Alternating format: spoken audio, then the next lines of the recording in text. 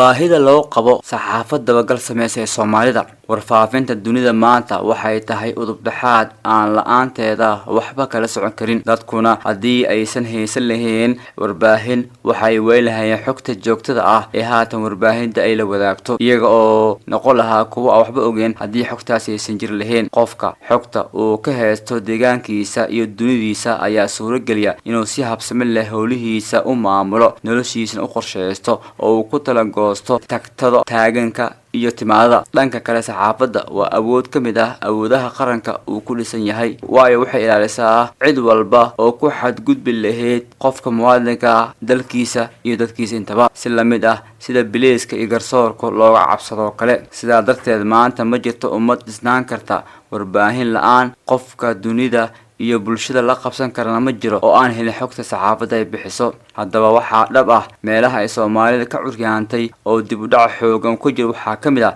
waxaa aragnaa telefishinno, idaacado, wargeyso iyo social media ama baraha bulshada oo waxyaabo badan ka hadlaya. kuwaasa ka soo sheekeynay waxa ay isku tilmaamaan warbaahinta Soomaalida ee runta iyo xaqiiqda ka hadasha. inta badan waxaa aad u yar heerarka waxbarasho ee saxafiyiinta howlahaasi warbaahinta Soomaalida qabta. baahida ugu weyn ee laga dareemayo daciifnimada iyo tayaxumada warbaahinta Soomaalida waxa ugu horeeya qaybta loo yaqaan warbixinada dabagalka ah ama investigation reporting. dalkeena waxaa si joogto ah ugu dhaca jariimo waaweyn oo siyaasadeed, mid dhaqaale, mid bulshadeed, mid deegaan iyo mid khiyaano qaran iyo mid sharciga la dhigtay oo qof kasta uu ku tunto. dulmi iyo kutubasho dadka tabarta yarna ay u sii dheer tahay oo xuquuqdooda la duusiyo waxyaalo la mid ah. laakiin nasiib xumo waxaas oo dhan ma jirto cid si habeesan u soo diyaarisa soona tabisa oo ka hadasha arrimahaasi. sababta warbaahinta looga waayay qaybta saxaafadda dabagalka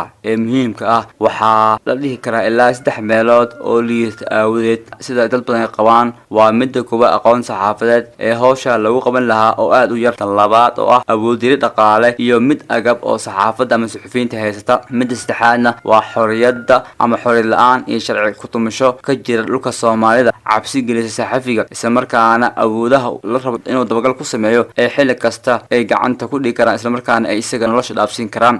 dabagalka xogaha iyo soo tebinta arrimaha dhibaatooyinka dahsoon waxay wax badan ka bedeli lahayd kuwa mujrimiinta ah ee haatan ka warhaya inaysan jirin cid la xisaabtamaysa ama saxaafad dabagal ku haysa oo banaanka soo dhigayso jariimooyinka iyo dhibaatooyinka ay geystaan geega dalka Soomaaliya. aynu ku noqono xilka warbaahintii waxaa looga baahan yahay buug caan ah oo saxaafadda aad marjac ugu dhigato. ciwaankiisna waxa uu yahay The Elements of Journalism, waxaana qoray Bill Kovach iyo sidoo kale Tom Rosenell.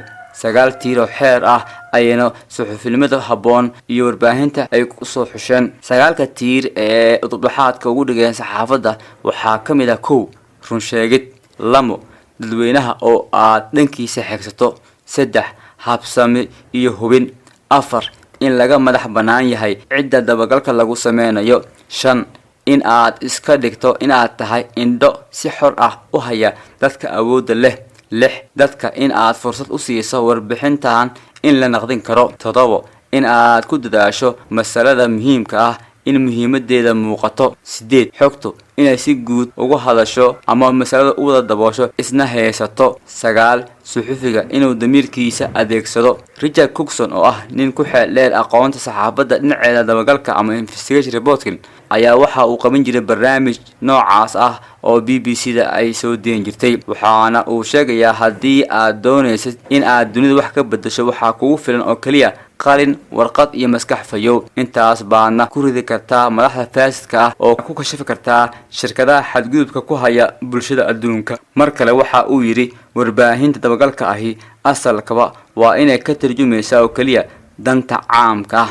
taa waxaa tusaale u dhigtay wacadka ay dhigteen suxufiyiinta oo qodobadani ugu dooran yihiin. haddaba qodobada uu sheegay waxaa ka mid ah in la qaawinayo jariimada iyo xadgudubyada oo markaasi daaha laga feedayo, 2 in la ilaalinayo dabagalyada iyo caafimaadka guud, 3 in dadweynaha laga difaacayo dhibaato kasoo lagu kacayo iyo cidda beenta u sheegayso. Richard Cookson waxa aan ka baranay waxa ka mid ah murti oday hore uu ka soo xigtay oo dhahaysa haddii ay mas'uuliyadda saxafiga tahay in xog soo tabiyo isla isaga ay saaran tahay xogta runnimadeeda inuu soo xaqiijiyo.